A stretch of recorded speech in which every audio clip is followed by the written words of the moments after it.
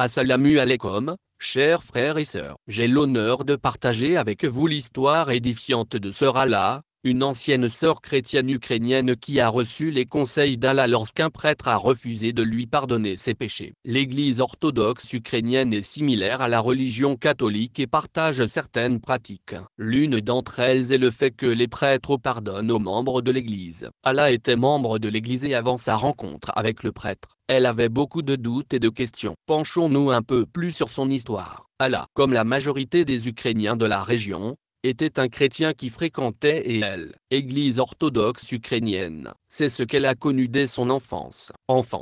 Si bien qu'elle n'avait pas d'autre choix que de maintenir une tradition. L'Église, comme toute autre institution, est un lieu qu'elle fréquente depuis son plus jeune âge. Même à l'âge adulte, elle a continué à le faire jusqu'à ce que les choses changent. Que s'est-il passé? En grandissant, elle a commencé à prêter plus d'attention aux choses qui l'entouraient, en particulier à celles qu'elle trouvait dans l'église et dans d'autres lieux qui servaient de symboles de la religion. Elle remarqua les idoles sculptées, les emblèmes, les symboles et bien d'autres choses qui ne lui convenaient pas. Cela l'a amenée à remettre en question sa foi et l'authenticité de la religion qu'elle avait connue toute sa vie. Elle se demandait si elle appartenait à la bonne religion et si les choses qu'elle faisait étaient justes ou non. Bien que sa curiosité ait persisté, elle a un jour approché le prêtre pour lui demander pardon. Il est important de savoir qu'il considère les prêtres comme des intermédiaires entre Dieu et les autres humains, les représentants attitrés de Dieu. Subhanallah. Il était d'usage que le prêtre confesse et pardonne au nom de Dieu. Cependant, elle s'est approchée du prêtre pour lui demander s'il pouvait lui pardonner ses péchés pour les choses qu'elle avait dites ou faites. Le prêtre lui répondit par la négative.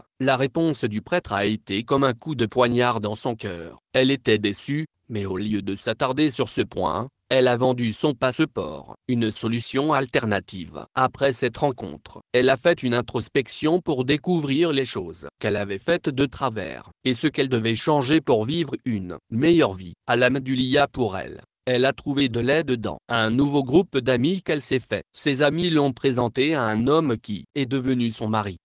Marie l'a invité aux Émirats. Un pays musulman était l'endroit idéal pour acquérir des connaissances et échanger avec des musulmans sur des questions de foi. Elle y a fait la shahada et a été ravie. Son professeur l'a qualifiée de nouveau-né dans sa foi. En devenant musulmane, elle a acquis un immense contrôle sur sa vie, ses émotions et son tempérament. Elle dit qu'avant sa conversion, elle était assez réactive et émotionnellement instable. Avant de se convertir à l'islam, elle était assez réactive et capricieuse, ce qui lui a valu plusieurs heures avec ses parents. Cependant, l'islam l'a transformée. Elle a dit qu'elle avait l'impression qu'il y avait un nouveau système, de l'air frais dans son corps qui lui donnait de nouvelles perspectives sur les choses auxquelles elle était habituée. C'est simple. Il n'est pas nécessaire d'attendre un grand réveil, un signe ou un rêve. La vie est simple. Dans une situation menaçante, avant de prendre la shahada, ouvrez votre âme et tout ira mieux. Qu'Allah lui facilite les choses. Merci, frères et sœurs,